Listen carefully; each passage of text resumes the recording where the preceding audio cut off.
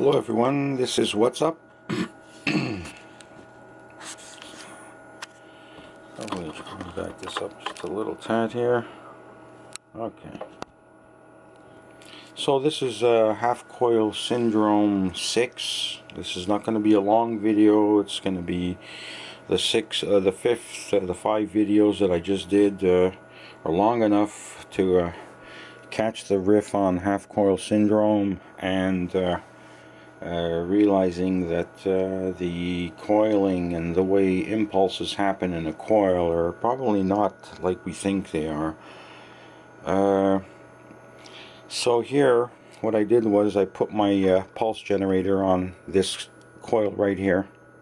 This coil is the same coil as before on an 8-inch, on my 8-inch core, except that I slid it into the middle of the core, and then I put this over this little coil that I wound that I've had for a long while. This is Litz wire, 1640 strands, and I have this coil here right now that's connected to my diode carousel as an output, and I'm just going to put it right here, and I want to see if I can light up my LEDs with this coil right here. I want to see if this coil here pulsing will affect this coil here. So I'm going to try and find the frequency.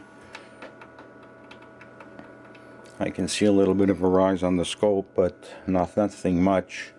I'll bring the volume, the voltage, it's down to 1 volt there, and I'm going to start playing around with frequencies here, see if I can light up those LEDs.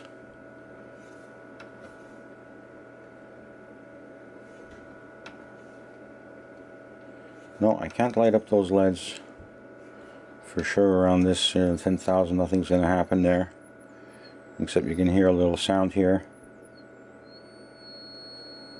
That's at 4.27K.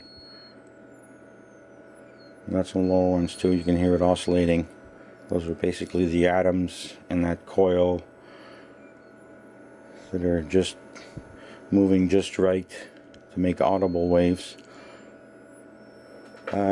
Okay, so we know that on this side here, this is the negative side of this coil that I'm pulsing. Now I'm going to bring this to the other side. Just I'm going to push this here like that. I don't want it right beside it. I want it a little far away. So I'll put that there. And see what we can get. I'm getting a much better signal, but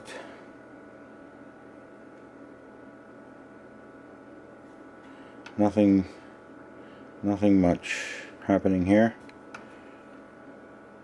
Okay, so I know that this coil here, if it's in the vicinity, if this coil is in the vicinity of the pulsed coil inside here, it's not picking up anything major. So what I'm going to do now is I'm going to take my diode carousel output and connect it to this coil here, this one here, and this one here. This going here. We'll take that away. Sorry about my arms in front of the thing. Okay, here we're already getting output, as we can see. Let me move this around like this maybe. Okay, so just with this here pulsing and this here on the exterior catching these pulses, we see that we have some output, and I'm going to try and get somewhere where I can. This is now at 5 volts divider. Let's see now. Let's go all the way up to 20 megahertz. I'm going to sweep down. Now I'm at 0.9 megahertz. You can see the output is pretty good. You can see right there. That's a nice output right there. So 2 megahertz. Wow, pretty good. 2 megahertz.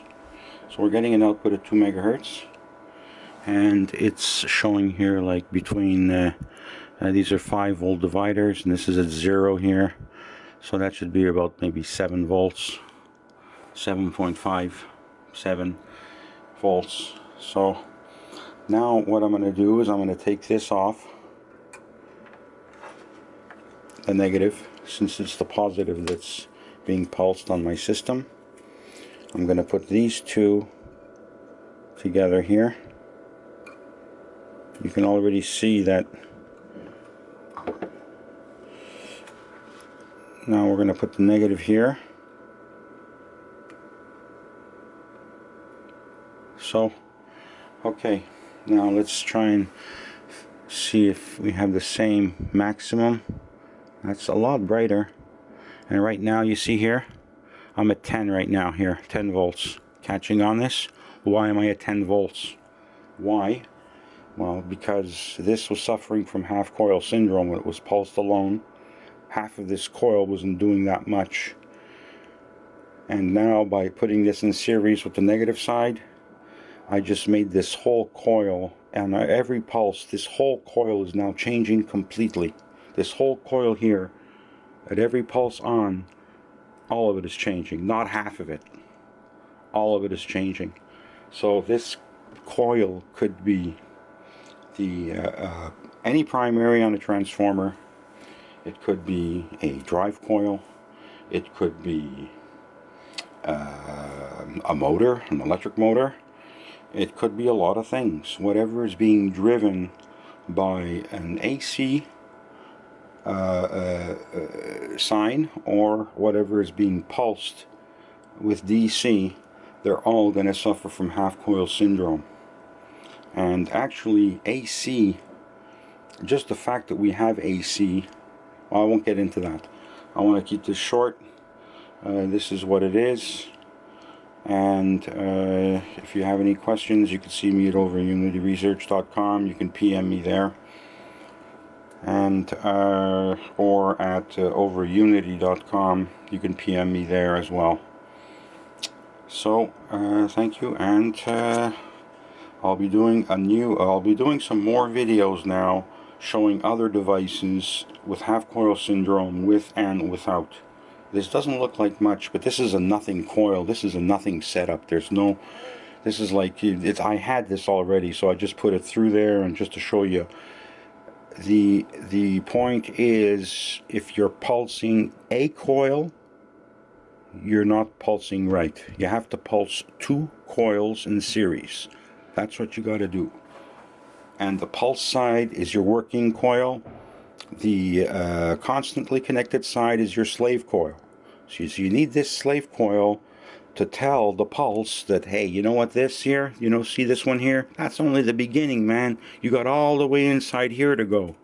So the pulse thinks it's got to go all the way inside here, so it passes this one super quickly. And so I'll see you guys later.